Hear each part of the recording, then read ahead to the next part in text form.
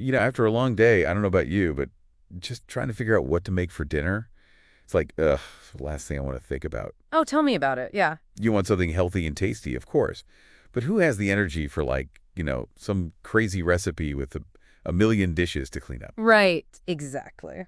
So today we are diving into some surprisingly easy and delicious meals, perfect for those busy weeknights, all inspired by a cooking enthusiast, Laura, who shared a ton of tips and recipes on a podcast called Recipe Specialist. Oh, recipe specialist. Okay. Yep, she was chatting with the host, Adam, and what really stood out to me was her whole, no stress approach. It's not about being a gourmet chef. It's like, how can you set yourself up for success during, the week? Yeah, absolutely. And one of her key strategies is something we hear a lot about, but it's always worth repeating. Meal prepping. But she doesn't mean like you have to spend your whole Sunday in the kitchen. Right. It's more about having those essential building blocks ready to go. So you're not like scrambling at the last minute. So, what kind of things are we talking about here? Well, she mentioned things like pre-chopped veggies or having some canned beans ready to go or maybe some cooked quinoa or brown rice, things you can like easily throw into a meal without much fuss. I love that. Yeah, it's like your culinary safety net. Yeah. So you're not like, oh, it's 7 o'clock. I guess it's takeout again. Exactly. Exactly. Did she mention any recipes that, specifically use those prepped ingredients? Oh, tons. She's a huge fan of those one-pan meals, like sheet pan roasted veggies. So simple. You just toss everything onto a sheet pan, pop it in the oven, and boom, dinner's done. Okay, that sounds amazing. Minimal cleanup too, right? The best. What kind of veggie combos does she suggest? Well, she likes to use those hearty root vegetables, like sweet potatoes, butternut squash, along with things like Brussels sprouts or broccoli. Okay. The key is to choose veggies that roast, at kind of similar temperatures so everything cooks evenly. Makes sense. Yeah.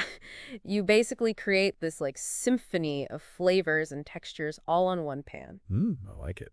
Any tips on, seasoning? She keeps it really simple, like olive oil, salt, pepper, and then maybe some dried herbs, rosemary or thyme. But this is where you can get creative. Yeah, yeah. Throw in a pinch of smoked paprika. Or if you like things spicy, some red pepper flakes. Oh, I like that, the red pepper flakes. What about protein? So you can add protein straight to the sheet pan, like some chicken breasts or sausages. You can also serve it on the side. She even mentioned doing a sheet pan tofu. So you just press and cube the tofu first and then toss it in those same seasonings as your veggies. Okay, sheet pan meals are officially added to my weeknight rotation. Now, I gotta ask, did Laura share any other, quick and healthy go-to recipes? Oh, yeah. She had a bunch. One that caught my attention was her go-to veggie stir fry. And I thought it was really interesting that she likes to use frozen veggies. Oh, interesting. So it's not just about the convenience, although that is a huge plus. Right. But, frozen veggies can actually be more nutritious than fresh ones, especially like the fresh ones that have been sitting on those grocery store shelves for who knows how long. Right, they're often frozen in, peak freshness, right? So they retain more of those vitamins and minerals? Exactly. Plus, they're already washed and chopped, so even more time saved. All right, I'm sold on the frozen veggies. What about the sauce, though? Because stir-fry sauces can be tricky. Sometimes they have a ton of sugar or sodium hidden in there. Oh, for sure. Laura keeps it really simple with this one. She uses soy sauce for that savory, what is it, umami flavor. Yeah. But she balances it out with a touch of honey for sweetness and sesame oil for that, richness. Oh, that sounds delicious. And you could easily add a squeeze of lime juice, right? So if you want that little kick, some chili flakes. Exactly. And that's what's so great about her recipes. They're all about customization. Use whatever veggies you have, add different proteins, and just play around with the seasonings to make it your own. Speaking of making it your own, I'm always up for a good curry. Did Laura happen to share any curry recipes? You know what? She did, and it's such a great example of how she uses those simple pantry staples to create a meal that is super flavorful and satisfying. Okay, tell me more. This sounds right up my alley. All right, so he starts with onion, garlic, and ginger, like the holy trinity of flavor, right? And then she adds in canned tomatoes for some acidity and body, then coconut milk for richness and that creaminess, and then, of course, chickpeas. Can't forget the chickpeas for protein and fiber. Oh, chickpeas are the best. And so budget friendly, which is always a plus. Do you have any favorite things to add to like the chickpea curry? Oh, so many things. You could add a handful of spinach at the end for some extra greens, or some diced sweet potatoes. That adds a nice sweetness. Ooh, And don't be afraid to like experiment with spices. Laura mentioned using curry powder, turmeric, and cumin, but you could throw in some coriander or cardamom, whatever you're feeling. I love all those warm spices. I'm already feeling inspired to get in the kitchen and try some of these out. So far, we've covered sheet pan meals, stir fries, and curries. All amazing options for busy weeknights.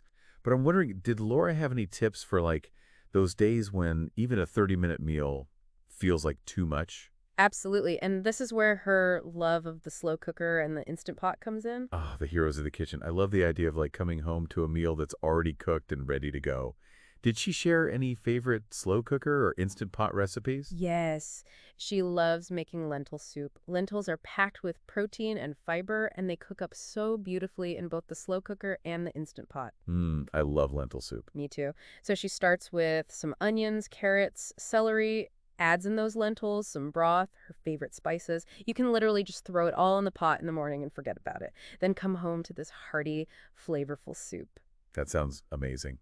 And lentil soup is one of those things that just gets better the next day, right? Oh, totally. It's a great base for customization, too. You could add different veggies like spinach or kale, or top it with some yogurt or fresh herbs. Okay, my slow cooker's calling my name. So I know we've been talking a lot about specific recipes, but I'm curious to dig a little deeper into Laura's overall philosophy. Like when it comes to creating healthy weeknight meals, what makes her approach, stand out? I think what's so refreshing about Lorelai is her emphasis on balance and flexibility. She doesn't believe in like strict rules or deprivation. It's more about recognizing that life gets busy and just doing your best with what you have. That is so important. It is. It's easy to get caught up in this pressure to, eat perfectly all the time, but that's just not realistic for most people. No, it's not. So did she offer any tips on like how to stay on track, when things get hectic? Yes, she really emphasized the importance of having those like emergency meals. Things you can throw together in minutes with minimal effort, like scrambled eggs with veggies or a simple salad. That way you're not reaching for that unhealthy takeout when you're short on time. Yeah, it's such a smart strategy. Did she have any other strategies for, just staying on track with healthy eating? Oh, she also talked about how important it is to, not beat yourself up if you have an off day. We all have those days where we indulge a little, or just make less than healthy choices. Right. But the key is to not let it derail your whole week. Just get back on track at your next meal. That is such a refreshing perspective. It's about progress, not perfection. Exactly. That's why her approach is so sustainable. It's about finding a balance that works for you and your lifestyle. Yeah, It's not about being perfect. It's about making healthy choices most of the time and enjoying the food. I love that. Finding that joy in cooking and nourishing your body. Exactly. Oh, speaking of delicious and nourishing food, did I tell you about Laura's Mediterranean quinoa salad? Ooh, tell me about it. Salads are perfect for those like warmer days when you don't want anything too heavy. Oh, totally. And Newan is like a burst of freshness. She starts with cooked quinoa, which is a complete protein and a good source of fiber. Yeah. Then she adds in all those fresh veggies like cucumbers, cherry tomatoes, and red onion. I'm already sold. Right. Then she adds some salty Kalamata olives, crumbled feta cheese, and this like light lemony oregano dressing. Ooh, that sounds delicious. And I bet it would be perfect for meal prep too, right? Totally. You could make the quinoa and the dressing ahead of time and then just, assemble it when you're ready to eat. Yeah, and you could even like add different proteins to make it a more substantial meal. For sure. Like some grilled chicken or chickpeas or even some leftover roasted veggies would be delicious in there. I love how versatile this salad is. It's like proof that healthy eating doesn't have to be boring at all. Right.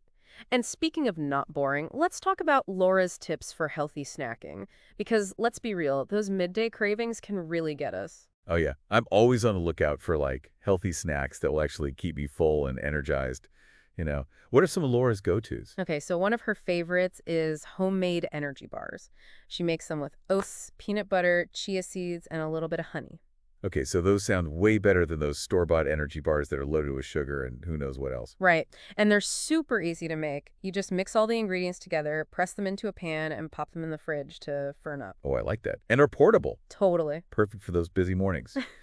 Or that afternoon slump. Did she mention any other favorite snacks? She's also a big fan of the classic hummus and veggie sticks. I can't go wrong with that. Nope. Hummus is such a great source of protein and fiber, and you can pair it with basically any veggie you like. And you can even make your own hummus, which is way cheaper, and you can customize it however you like. Totally. It's all about taking those simple ingredients and making them your own.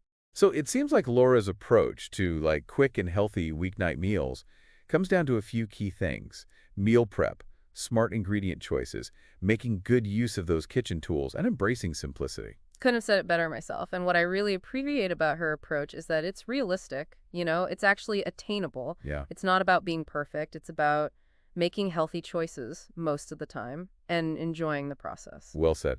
So we've gotten a taste of Laura's no-stress philosophy. And I have to say, it's already making me rethink my whole dinner game. I'm especially intrigued by her idea of those emergency meals. Oh, yeah. Can we talk a little bit more about that? Absolutely. It's such a great strategy for those nights when even thinking about cooking feels like too much. Right. So she's all about having a few go-to meals that require very minimal effort and ingredients, but they're still satisfying. They're still nourishing. It's like that, culinary safety net. So you're not reaching for the takeout menu every time. Exactly. Exactly. What kind of meals does she recommend? Well, she mentioned a couple things. Scrambled eggs with whatever veggies you have in the fridge, Okay. or a quick salad with some canned tuna or chickpeas, even just a simple bowl of oatmeal with some berries and nuts. Okay. It's about having those options that you can whip up in minutes without, sacrificing good nutrition. I love that, how practical that is. It takes the pressure off those nights when you just, you don't have it in you to really cook. Yeah, you just don't have the time or energy. Exactly. Speaking of busy days, I'm curious to hear more about her meal prep strategies. I know she mentioned prepping a few key ingredients ahead of time. Yes. But did she give any specific tips for making the most of that prep? Yeah, one thing that stuck out to me was her approach to cooking grains. Oh, okay. She likes to cook a big batch of quinoa or brown rice at the beginning of the week and store it in the fridge. That way it's ready to add to salads or bowls or even just as a side dish. It makes them so much more versatile, right? You can just throw them in anything. Exactly. And it prevents you from scrambling to cook grains while you're also trying to get the rest of the meal ready. Which I always end up doing. It's a time saver. Yeah. I could definitely see how that would help. Did she mention any other meal prep hacks? Oh, she's also big on utilizing the freezer. She'll often double a recipe and freeze half for another meal. So soups, stews, even things like veggie burgers, they freeze beautifully and they can be easily reheated. That's smart. I'm always looking for ways to use my freezer better. It's like a little, stash of homemade meals waiting for you. Yeah, it takes the guesswork out of those nights when you're like, what am I going to make? Totally. Okay, I'm definitely feeling inspired to up my meal prep game.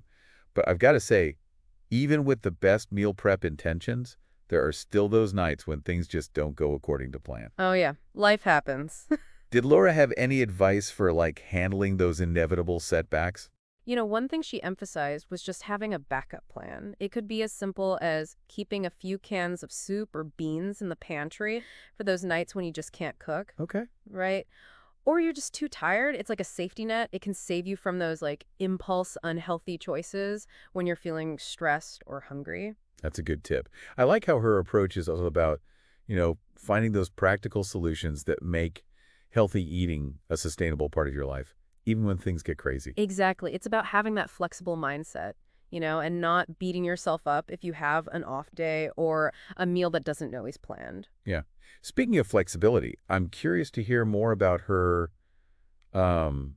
approach to kitchen tools. She mentioned the slow cooker and the Instant Pot. Yes. But did she share any specific tips for getting the most out of those appliances? One thing she highlighted was choosing recipes that are specifically designed for slow cooking or Instant Pot cooking. Okay. Because certain ingredients can overcook or become mushy if they're cooked for too long or at too high a temperature. That's a good point. I've definitely had some slow cooker disasters in the past. where things have turned out either like way too bushy or way too dry. It happens. So it's really about like paying attention to those recipe instructions. Exactly. Exactly. Any other tips for avoiding those slow cooker pitfalls? Let's see. She all talked about the importance of layering ingredients properly. So like those heartier root vegetables like potatoes and carrots, they should be placed at the bottom of the slow cooker where they'll cook more evenly. Oh, I've never even thought about that before. I just kind of throw everything in there. Randomly, yeah.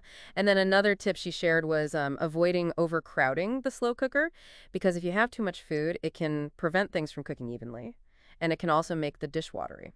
Okay, that makes sense. I'm feeling a lot more confident about my slow cooker skills now. What about Instant Pots? Did she share any insights on, like, using them effectively? One thing she really emphasized was releasing the pressure properly. Oh, yeah, because I've heard some stories about those Instant Pot explosions. Exactly. If you release the pressure too quickly, it can be messy or the food won't be cooked through. So it's always best to just like follow the manufacturer's instructions Right. and release that pressure gradually. Okay. Any other tips for Instant Pot newbies like myself? She also stressed the importance of using enough liquid Oh, okay. because instant pots work by creating steam. So you need enough liquid in the pot to actually like generate that steam and cook the food properly. Yeah. So it's like finding that balance, right, between too much liquid, which makes everything watery, Exactly. and too little. And as with any cooking method, practice makes perfect. The more you use your Instant Pot, the more comfortable you'll become. That's great. It's about, experimenting and not being afraid to make those mistakes along the way. Totally. That's what makes cooking fun. Speaking of making cooking fun, I'm wondering if she had any tips for, like, adding more flavor to those, quick and healthy meals. Oh, for sure. One thing she emphasized was just the power of herbs and spices.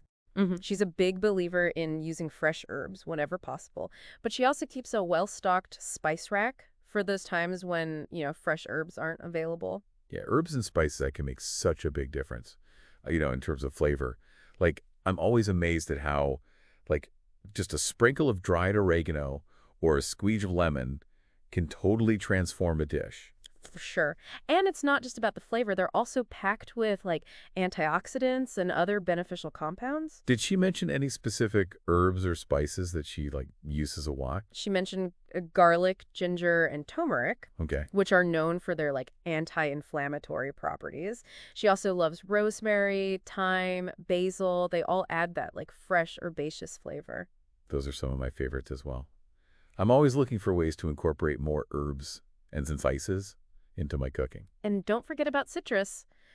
A squeeze of lemon or lime juice can brighten up any dish and add that touch of acidity that balances out all those other flavors.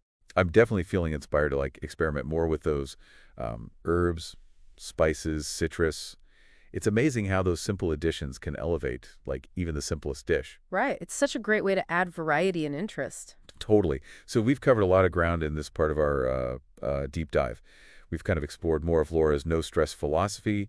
We've looked at her meal prep strategies, uncovered her tips for using those kitchen tools, like the slow cooker and the Instant Pot. We even talked about the importance of those herbs, spices, citrus, for adding flavor. We've learned so much from Laura. It's really great. I know, right? It's more than just recipes. It really is. Like, it's this whole mindset, right, for how to approach healthy eating. It's like he's not trying to be some, perfect chef. Right. She's like, hey, sometimes things don't go perfectly. And, she even talked about those emergency meals for when you just can't even think about cooking. Yeah, and just having those simple go-to options, it can really, make a difference. So as we wrap up our deep dive into Laura's, world of quick and healthy meals, what would you say is the most important thing for listeners to take away from all this? Like, what's that one piece of wisdom? I think it's that focus on finding joy in the process. Yeah. It's not about being perfect or following all these rules. It's like exploring different flavors, trying new ingredients, and just not being afraid to mess up sometimes. Yeah, because it's so easy to get caught up in, the pressure to eat perfectly, and then you forget to actually enjoy it. Totally. And I think that's where her no stress philosophy really comes in. It's like let go of those expectations, and focus on making choices that work for you, not the other way around. Exactly. So it's about finding that, like, sweet spot where healthy meets happy. And I think that's something we can all do. Absolutely. Well, on that note, it's time to wrap up our deep dive. Okay. But before we do, I want to leave everyone with a little something to think about. All right. What's one small change you can make this week to bring a little bit of Laura's wisdom into your own life? Maybe it's trying one of her recipes or prepping some ingredients ahead of time, or maybe it's just giving yourself permission to order takeout when you need a break. I love that. The small steps can really add up. Exactly. So be kind to yourself. Don't worry about being perfect.